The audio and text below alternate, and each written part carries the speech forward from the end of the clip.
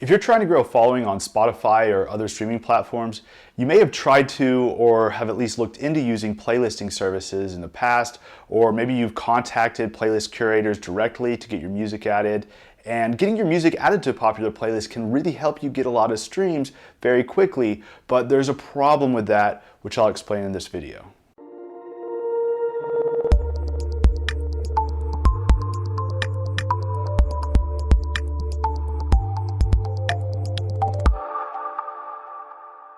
What's up guys, Justin here, and in this video I want to talk about the problem with playlists. Now, don't get me wrong, getting your music added to a popular playlist with tons of followers is one of the fastest and easiest ways to get a lot of streams very quickly.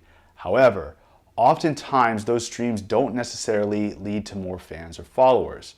Now, I don't want to generalize too much here because there are a lot of factors involved with how well your music is going to perform on any given playlist and whether or not those streams will actually lead to more followers or more saves or more downloads or more fans.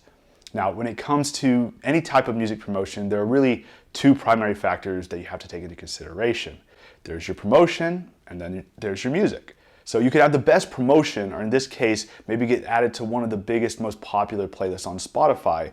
But if that music is not a good fit or the listeners don't really care for the music, that's obviously not going to result in more fans.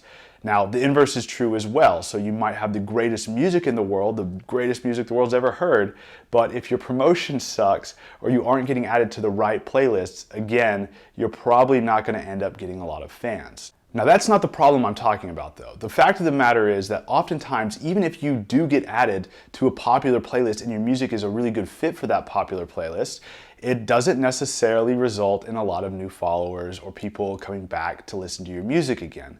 And there's a reason for this. It's because when people stream your music on a playlist, they're streaming passively. And that's what I'm referring to when I say that there's a problem with playlists. So let's talk about what I mean by passive streams. Now, there are two basic ways that people stream music. There are people who are streaming passively, and then there are people that are streaming actively. So what's the difference between passive streams and active streams? Well, a passive stream is what happens when someone listens to your music on a playlist. Oftentimes the music is just playing in the background while the listener is doing something else, maybe driving, working out, studying, whatever. Essentially, the listener is streaming your music, but not because they had the intention of listening to your music, it's just what happened to come on. An active stream, on the other hand, is when someone is intentionally listening to your music. For example, let's say that you release a new track and send out an email to all your fans letting them know that that new song is available, and then you provide a link for them to go listen to it on Spotify. Well, when those fans click that link and stream your new release on Spotify, those are active streams. Those are fans that are intentionally listening to that specific song that you shared with them.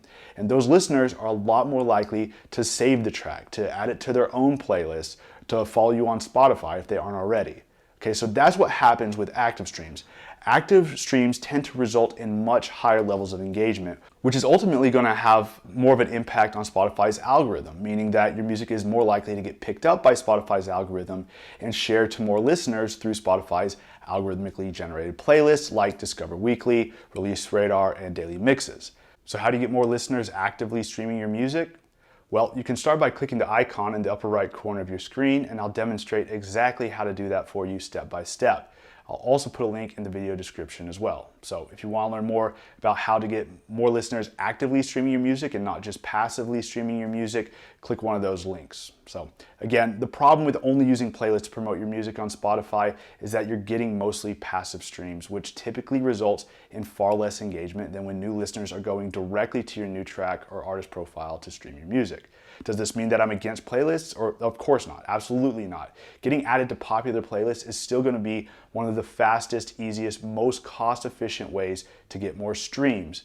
But if you want to get that engagement, people following you, saving your music, and adding you organically to their own playlists without you having to ask them or pay them, all that stuff that's going to help you get picked up by Spotify's algorithm, in order to get more of that engagement, you should really be using some active promotion, as I'll show you how to do when you click that link, click the icon or the link in the video description. So you can do both. You can still work on getting added to playlists, and you can do some active promotion as well. Now, if you have to choose between the two, I would suggest focusing on the active promotion first.